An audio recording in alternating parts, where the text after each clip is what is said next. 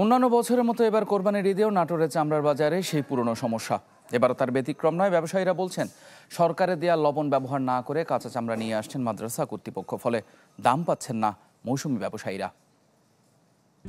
RICL TMX, যুগের পর যুগ স্থাপনা থাকে মজবুত। দেশের দ্বিতীয় বৃহত্তম চামড়ার আড়ত নাটোরের চক বৈদ্যনাথে জমতে শুরু করেছে কাঁচা চামড়া। চলছে লবণ দেওয়ার কাজ। প্রতি বছরের মতো এবারও বেশ বড় লক্ষ্যমাত্রায় মাঠে নেমেছেন এখানকার ব্যবসায়ীরা। 2021 সালে 10 লাখ পিসের লক্ষ্যমাত্রা পার করে 2024 সালে 20 লাখ পিস লক্ষ্যমাত্রা দেয়া হলেও তা পূরণ সম্ভব হয়নি। এবছর সর্বোচ্চ 25 লাখ পিস লক্ষ্যমাত্রা থাকলেও তা নিয়ে কাটছে না সংশয়। ওই অঞ্চলের 36 জেলা থেকে চামড়া আসবে আগামী কয়েকদিন। 13 তারিখ শুক্রবার সবচেয়ে বড় হাট বসবে, যেখান থেকে নির্ধারণ হবে এবারের পরিস্থিতি। এবার কুরবানি কম হয়েছে বা অতিরিক্ত গরমের কারণে নাটোরে হয়তো কাঁচা চামড়াটা কম এসছে।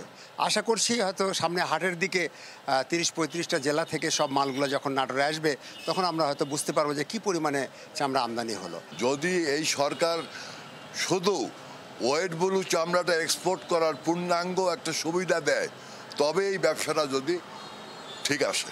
লেদার ওয়ার্কিং গ্রুপের যে সার্টিফিকেট সনদটা পেতে হলে কি কি করতে হবে, এগুলি সরকার যদি আমাদেরকে একটু সহযোগিতা করেন ট্যানারি মালিকদেরকে পেতে, তাহলে আমরা মনে হয় আমাদের চামড়া বাজার পুনরায় আগের মতো ফিরে পাবো।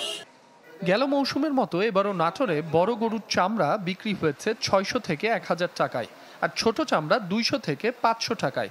ছাগলের চামড়া বিক্রি হয়েছে 10 থেকে 40 টাকায়। তবে লবণযুক্ত চামড়া কম আসায় মৌসুমী ব্যবসায়ীরা দাম পাননি, রয়েছে সিন্ডিকেটের অভিযোগ। তবে তা মানতে নারাজ সংশ্লিষ্টরা। গত ইয়ার থেকে আশা করি এবার ব্যবসাটা আমাদের ভালো হবে, আর টাকাটাও হয়তো আমরা নগদ পাবো।